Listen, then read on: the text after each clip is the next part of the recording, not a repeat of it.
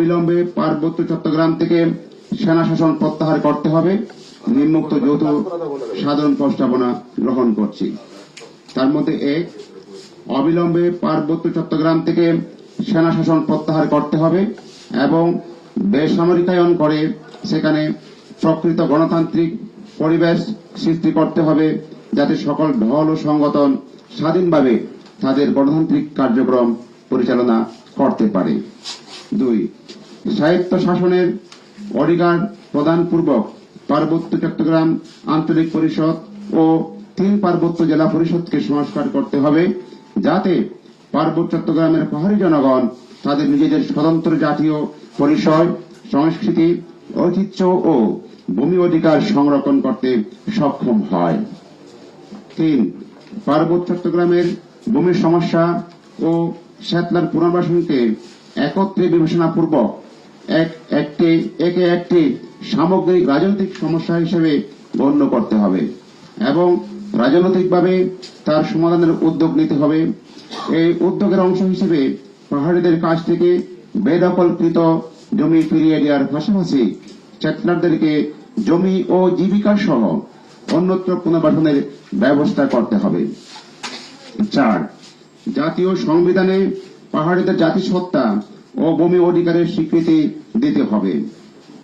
পার্বত্য চট্টগ্রামকে বিশেষ স্বায়ত্তশাসিত অঞ্চল হিসেবে ঘোষণা করতে হবে এবং জাতীয় সংসদে সাধারণ আসন ছাড়াও তাদের জন্য একটি নারী আসন সহ 7টি আসন সংরক্ষণ করতে হবে।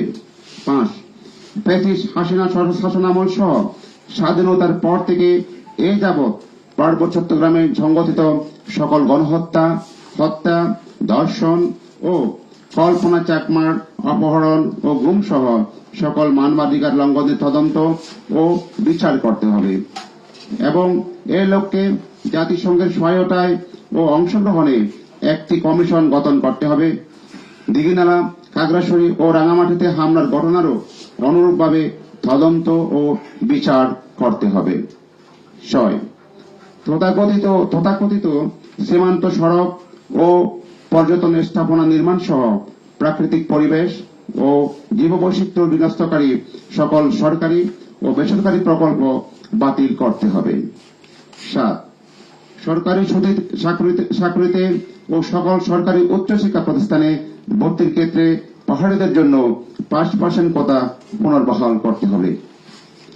আজকের এই আমাদের যে প্রস্তাবনা আমি পাঠ করলাম, এক্ষেত্রে আরো এখানে আমি জানিয়ে রাখছি যে সেখানে পার্বত্য চট্টগ্রাম বিশেষ করে এই আজকের এই আলোচনাতে আমাদের এর বাইরে আমি যে একটা কথা বলে রাখি, বিগত যে ঘটনাবলীর উপর জনসংহতি সমিতি একটা রিপোর্ট পেশ করেছে, সেটাতে আমরা অবশ্যই সেটা প্রত্যাখ্যান করেছি। আমি সংক্ষেপে বলতে চাই, সেখানে যে কিছু স্বার্থান্বেষী মহল তারা তাদের গদি রক্ষার জন্য তাদের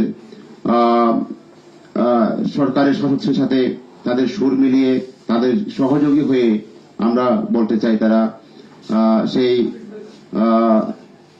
জনগণের সংগ্রামের বিপক্ষে তারা অবস্থান নিয়েছে বলে আমরা মনে করি।